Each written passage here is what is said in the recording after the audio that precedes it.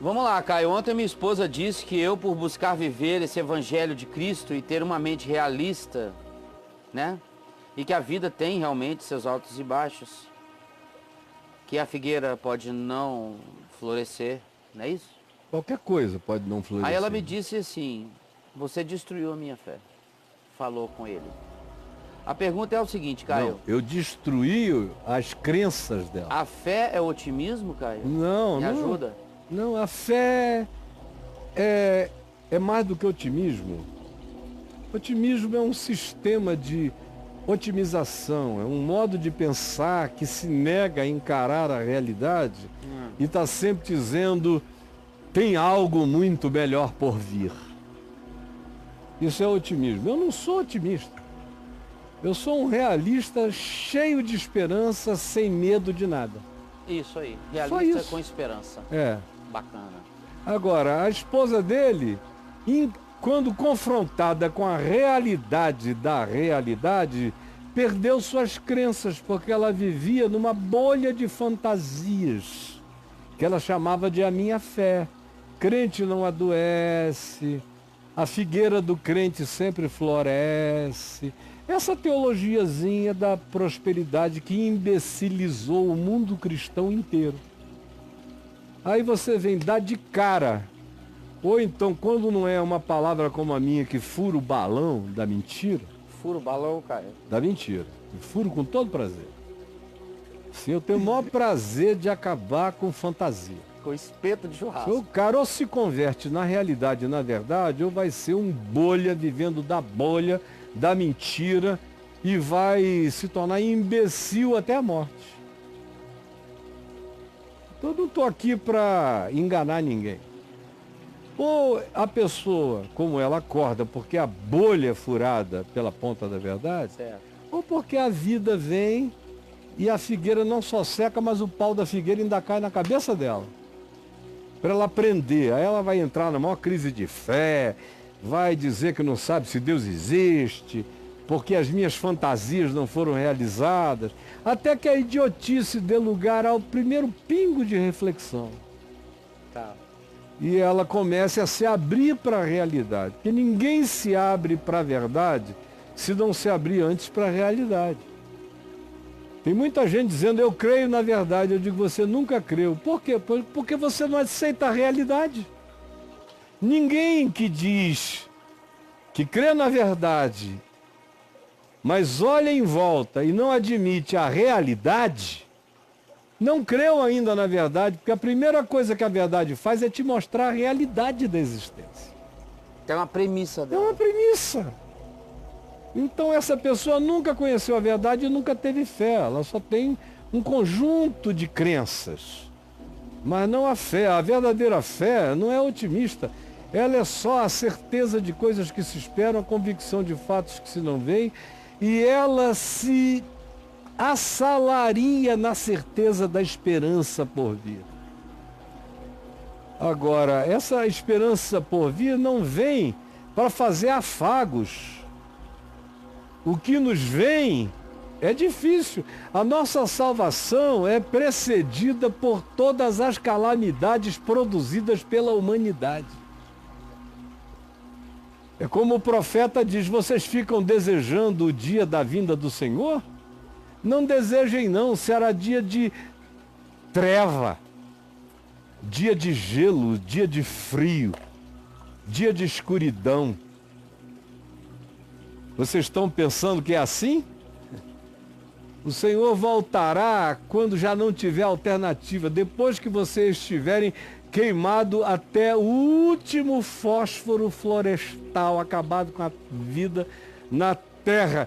E vocês estão achando que a vinda do Senhor é uma gracinha? Primeiro vocês vão ter que atravessar a idiotice de vocês todas, até que chegue a hora da preservação da vida.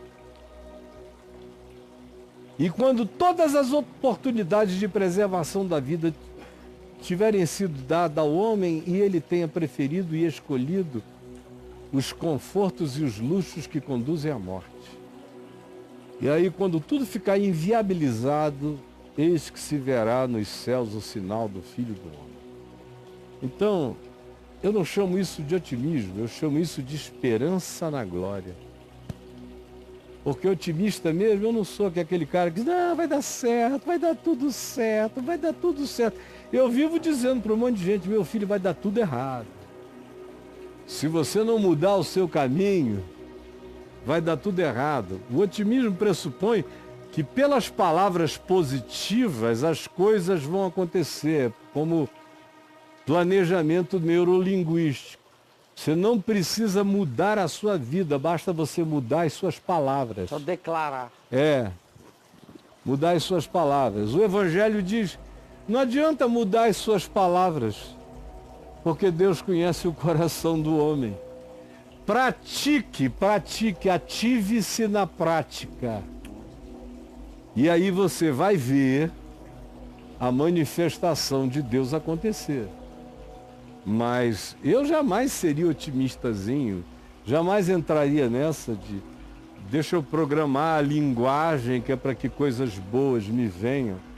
Isso aí é bom para vender curso para ignorante. Agora, coisa séria, o cara sabe que se ele não mudar o processo mental, o processo de princípios, o processo de códigos de valores, o processo inteiro, se ele não se converter até as entranhas a essa percepção de Deus aplicada à vida, não tem confissão positiva que dê certo. Olha só, confissão positiva, criada pelo Norman Vincent Peale.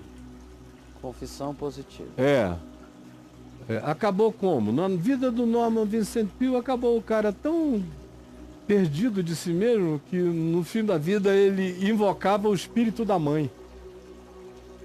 Sim. E conversava com a mãe no quarto. Sim. Era um pastor protestante Que isso, cara? de Nova York. Uma referência mundial. Criador da confissão Positiva. Aí quem adota a grande figura mais marqueteira do que ele num certo sentido e showman, Bob Schuller, na Califórnia. Eu preguei lá naquela catedral de cristal, e participei de algumas coisas lá, depois preguei 1 ou 2 vezes naquela torre de cristal, enfim. Fui algumas vezes à reunião lá com meu amigo Manfred Grellert, porque ficava mais ou menos próximo à nossa casa, não tão longe. Fomos lá algumas vezes, eu, Manfred e as nossas famílias. Eu olhava aquilo ali, quantos convites eu tive para participar. Eu tinha 2, 3 amigos que faziam parte do time mais poderoso lá de dentro. O Caio, você podia ficar aqui? Eu disse, olha, isso aqui não vai dar certo. Isso aqui vai acabar. Era, naquela época, o ministério economicamente mais poderoso da América. Não vai dar certo. Reunia milhões de dólares. Rede Nacional de Televisão, o programa mais assistido dos Estados Unidos. Tá bombado. Bombado, todo mundo assistiu, o presidente da República ia lá, o vice. Tinha gente que dava entrevista de nave espacial para o culto. Só gente de Hollywood lá dentro, uma coisa extraordinária. De cristal. Vai lá agora, tá fechada, cheia de urtiga. Tá? Acabou. Faliu. Era o evangelho do otimismo, que não prepara o indivíduo para a recessão, para a falência, para a perda, para a morte, para que ainda que a figueira não floresça, nem haja fruto na vide, o produto da oliveira minta, e os campos não produzam mantimentos, todavia, com catedral de cristal ou sem, ou no barraco, ou nas catacumbas, ou debaixo da árvore, em qualquer lugar, eu me alegro no Senhor, no Deus da minha salvação. O resto é palhaçada. Oh, meu Deus. E aí, Braulio, 15 minutos. É um evangelho minutos. sem aflições. Né? No mundo tereis aflições. Aí vem o cara e diz, com uma boa programação neurolinguística no mundo, você não terá aflições. Basta saber fazer as confissões positivas. Como é que eu vou levar a sério um ser humano assim? Não levo ninguém. Por isso essas pessoas não se criam perto de mim. Eu não as convido, eu não as divulgo, eu não as estimulo. Para mim, estão trabalhando contra a fé. A verdadeira fé te ensina, junto com a certeza das coisas que se esperam, a convicção de fatos que se não veem, te ensina a resistência, a perseverança, te ensina a capacidade de atravessar a tribulação sem olhar para o lado, olhando para diante, para Cristo, o autor, consumador da minha fé, o qual se tornou isso tudo porque experimentou a dor e ressuscitou da morte. Não foi ungido no tapete vermelho de Hollywood no dia do Oscar.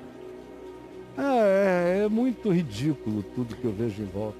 E o que você diria para a esposa desse cara, Caio, que fala para ele que o fato dele estar vivendo esse evangelho que você está falando destruiu a fé dela? O que você diria para ela? Eu tinha entendido que ele estava vivendo conforme eu ensino. Ele vive conforme você ensina. E ela, encarando a realidade do que ele agora ensina, ela disse que perdeu a fé. E ela responsabiliza ele. Eu é que sou responsável por ele. Sim, claro. Então eu sou responsável por ela ter perdido a fé. O que eu digo, eu já disse. Eu só falei com ela até aqui. Tá. O marido que mostra o recorte para ela, porque é patético, minha filha. Você só está dizendo que você nunca teve fé, você nunca conheceu o Evangelho. O que você tinha era a crença do seu pacote religioso e real, feito de miragens, de hologramas e de fantasmagorias. E você nunca creu na verdade, porque o primeiro pressuposto da verdade é que ela te introduz à realidade. Mas continua me assistindo aqui que você vai entender o que é a fé. Aquela fé que não tem medo mais de nada. Aí sim, é verdadeira fé. Que bota o pé no abismo e encontra um caminho no nada e segue adiante sem medo, em nome de Jesus. É isso que você vai aprender. Fé na palavra. Não é da doutrinação da sua denominação, no modo ilusivo, como você foi criado nessa bolha de mentiras que não aguenta o impacto da realidade promovida pelo Evangelho. No dia que você decidir, agora, não mais com base no chão das crenças, mas na invisibilidade do chão da fé, botar o pé no nada, aí você vai achar caminho, aí você vai atravessar, aí você vai estar seguro. Amém.